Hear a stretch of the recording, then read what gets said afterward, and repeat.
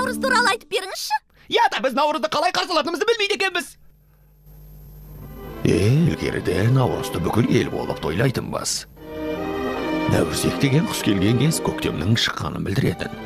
Ортаға үлкен қазан қойылып, 7 түрлі дәнді тақылдар қосылған Наурыз көже дайындалатын.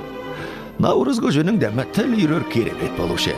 Елдің бәрі Наурыз көжеден дәм татып, ән салып, бей-бейлейтін. Содан соң түрлі ойындар ойналатын. Қандай тамаша мереке, ата!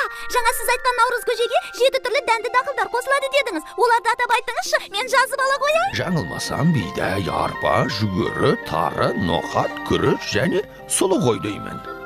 Рахмет ата, кеттік Кәмшат. Қане көлбақалар, қазанды мұнда қойыңдар. Су құйыңдар. Отын алып келіңдер. Құмырсқалар кәне? Арпа. Қазан қасана қойыңдар. Андадыраға сіз жүгері әкелгенсіз бен?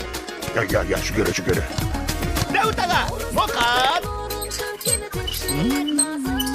Сәтбақа, сен не әкелдің? Тары ғой, я? Тары бұл.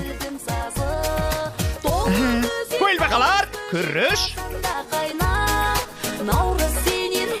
Келіңдер, Наурыз көже дайын болды. Алақай, дайын болды. Мінекей. Маған да. Ой, бұл кім?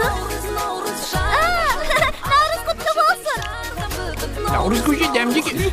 Өте